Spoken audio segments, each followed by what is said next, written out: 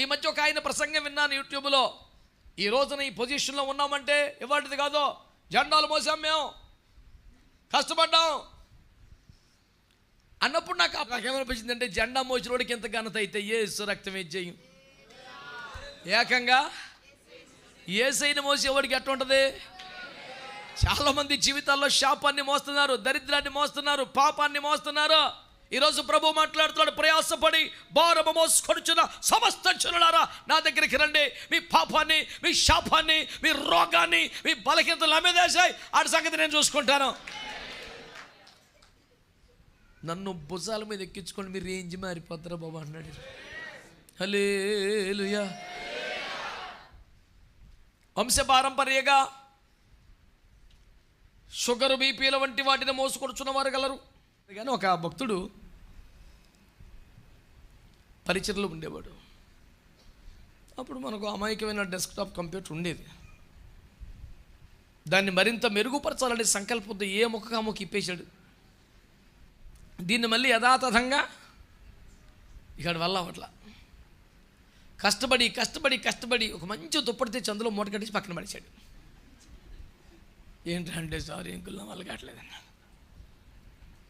ఏదో సందర్భం వచ్చి వాళ్ళ నాన్నకి చెప్పా, ఈ వ్యవహారం ఎట్ట ఉంది అసలు సంగతి ఏంటంటే, ఏమనబాకండి అయ్యా, కొన్ని వారసత్వంగా వస్తాయి అన్నాడు. కోపం ఎట్టుపోయింది నాకు, అరగంట సేపు నవ్వుకున్నా. అంటే ఎవరిమంతా వాళ్ళు బాబుదన్నమాట. ఇక నేమనకండి అయ్యా, కొన్ని వారసత్వంగా వస్తాయని నా నాన్న చెప్తున్నాడు. ఆహా, ఆదర్శ తండ్రి నాన్న. ఏదేదో మోసుకుంటున్నావు జీవితంలో, శాపాన్ని, రోగాన్ని, బలహీనతల్ని, అక్రమాలని, అక్రమ సంబంధాలని, నీతిమాలని జీవితాన్ని, తల్లిదండ్రుల కుటుంబాన్ని బాధ పెట్టే పాపిష్టి నిర్ణయాల్ని.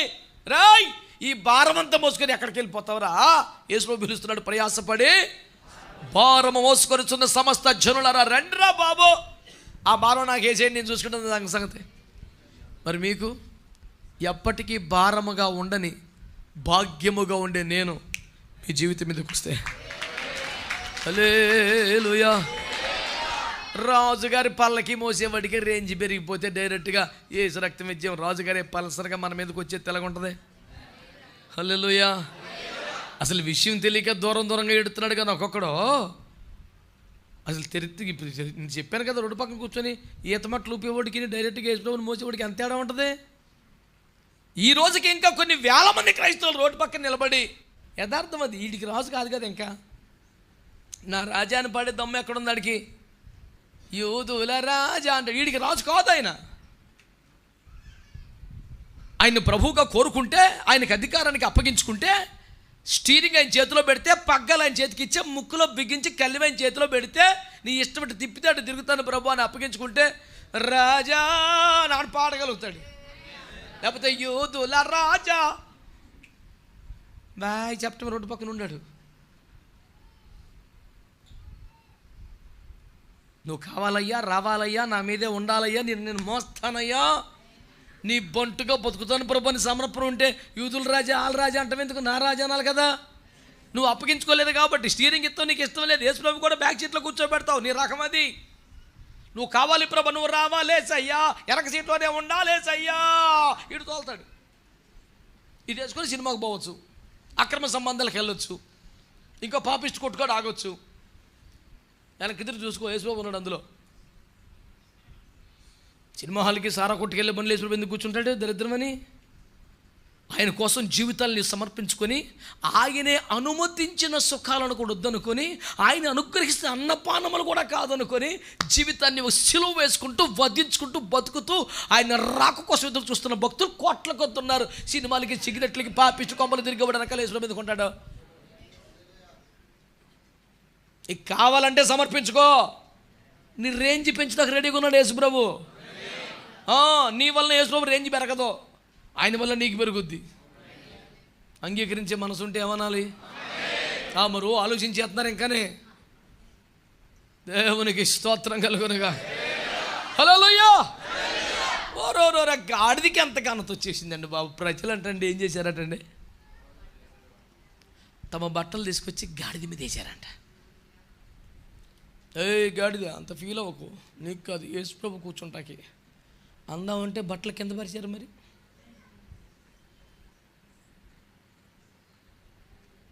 నువ్వంతా దరిద్రమని, నువ్వంతా మురికని, నువ్వంతా అడ్డగోలుకుంటావని, ఏ మూటలు మోసో చచ్చావు ఇప్పుడు దాకాని, ఆ మురికి నా ప్రభువుకి అంటకూడదని నీ కొత్త బట్టలు వేసాను. నీ గురించి కాదు, ఆయన గురించే అందామంటే రోడ్డు మీద కూడా వేసారుగా,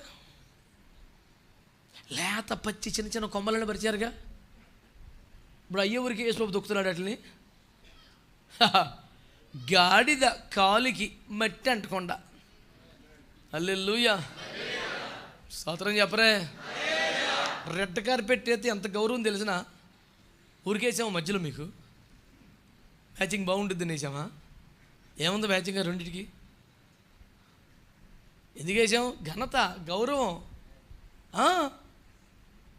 చాలా మర్యాద అండి. దేశాధినేతలు, రాష్ట్రపతులు, అధ్యక్షులు, రాజులు వచ్చినప్పుడు వేస్తారు రెడ్ కార్పెట్.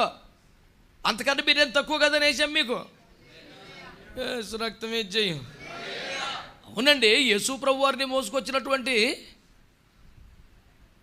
ఇప్పుడు ముఖ్యమంత్రి గారు వాడే కారు ప్రపంచంలో అత్యంత ఖరీదైన కారా?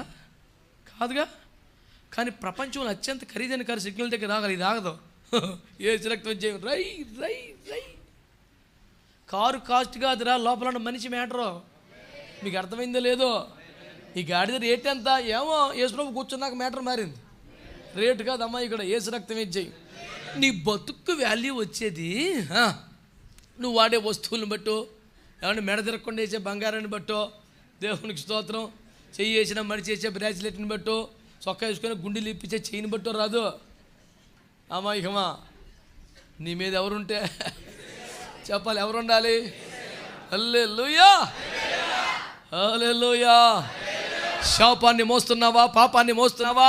మనుషుల పాపిష్టి లంచాల మూటలు మోస్తున్నావా? నేను చెప్పే సువార్త ఒకటే, నువ్వేం మోద్దాం అనుకున్నావో చెప్పు నాకు. అది ఎన్ని తరాలకైనా, ఎన్ని సంవత్సరాలకైనా ఈ శాపమే మోద్దామా? ఈ వంశపారంపర్య బలహీనతలు మోద్దామా? పాపిష్టి గుణాలు మోద్దామా? మరి తాతడు చేశాడు, మీ నాన్నట్టు చేశాడు, నువ్వు ఇప్పుడు నువ్వు ఇదే దరిద్రం ఇంకెన్నాళ్ళు లాక్కెళ్తావురా నాయన? వదిలించుకో ఇప్పటికైనా. ఆ బలహీనతల లోపాలని, పాపాలను ఎత్తి మీద వేసుకొని బతికేదానికంటే వాటిని తీసి పరిశుద్ధపరిచి నీకు విలువనివ్వగలిగిన, నీ విలువని పెంచగలిగిన, ఏకంగా ఘనతని ఇవ్వగలిగిన యేసు రాజు నీ భుజముల మీదకి రాగలిగితే ఆ రేంజ్ వేరుంటుందండి. చెప్పాలి గట్టిగా.